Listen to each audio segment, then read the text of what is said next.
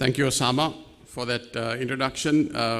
We are very happy to have been involved with Ambiliant in the last 4 years, and delighted that in this fourth consecutive year, this has grown to be such a big event and probably creating a lot of impact also, not just in the country, but also in the region.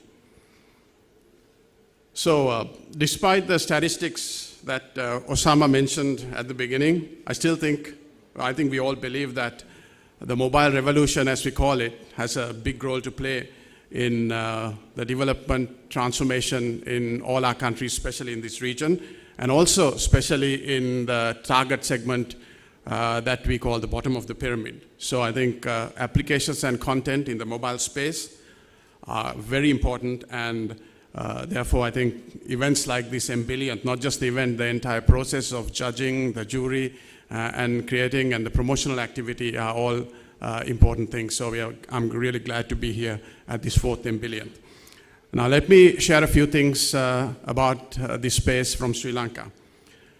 The mobile phone penetration in Sri Lanka is now about 125%, and by that I mean there are about 125% mobile SIMs in the country as compared to the population. Now, though the unique and absolute connections, like Osama mentioned, may be much less than that even in countries like Sri Lanka, from the research that we have done, I think it's fair to assume that a mobile phone in whatever form is a tool that is in the hands, if not of all the citizens, definitely in the hands of every household in the country. So this is an important factor that we need to take into consideration. The total data consumption in Sri Lanka via mobile SIMs has increased tenfold in the last 2 years. That is, the data consumed via mobile devices is 10 times more than what it was 2 years ago, back in 2011, actually not even 2 years, just over 1.5 years ago. And we expect this to grow even in a more exponential fashion in the future. So these are important things that we have to seriously consider, and in our development roadmap, e-development roadmap, we are beginning to use more and more mobile technology and mobile content to create services, deliver services, and impact the lives of citizens.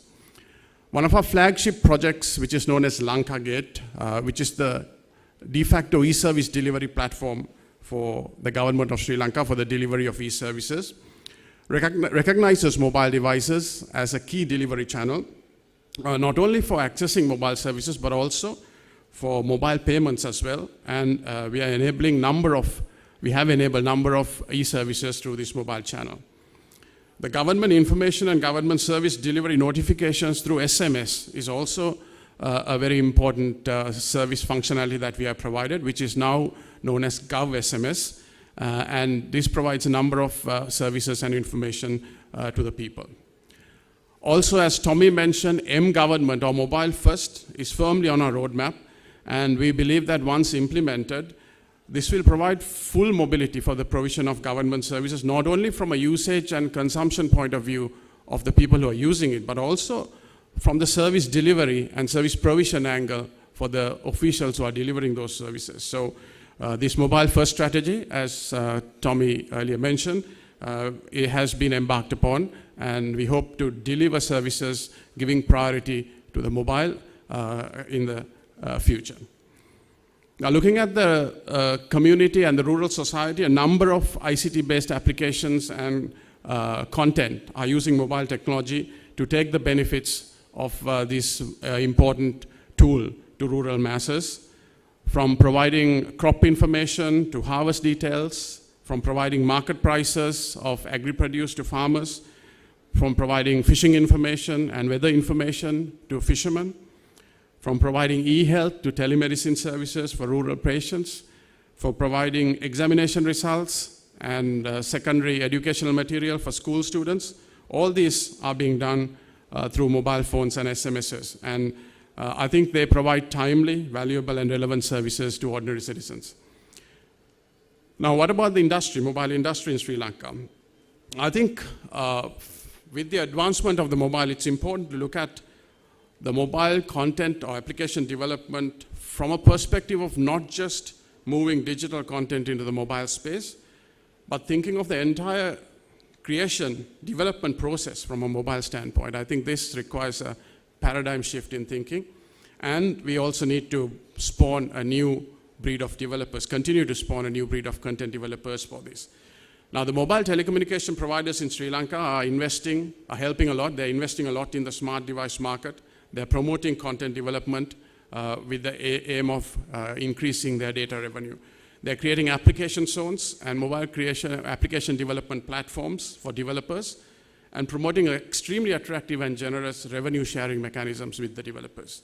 So these efforts have gone a long way to spawn a locally content industry and overall, I think, a booming mobile content ecosystem. And this has also been recognized by UNCTAD in its latest UNCTAD Information Economy Report of 2012. On the regulatory side, the regulator also has pitched in by reducing the telecommunication levy or telecommunication tax of the subscribers by more than 50%, again promoting the use of broadband and hence promoting the use of electronic and mobile data, consumer data and applications in the country. So as you can see, the effort being made in all spheres in this sector is enormous. When you see some of the quality of the mobile applications and content, especially at events like this, the MBillionth and also the WSA Mobile, you can see the potential in this field. So it is obvious, as I mentioned at the beginning, that this mobile revolution, as we call it, will play a key role now and in our futures and fashion many things that happen in our lives, not just our lives, I think the lives of all our citizens. So the need of the hour is to get knowledge and information intelligence on how to use this phenomenon, to figure out what applications, what content are needed to leverage the capabilities of this powerful tool. And I think that is what events like this MBillionth bring to the table. So I'd like to conclude with that. Again, I'd like to thank Osama for inviting us to be a part of MBillionth, and also we are delighted that our engagement has blossomed over the last 4 years. Thank you very much.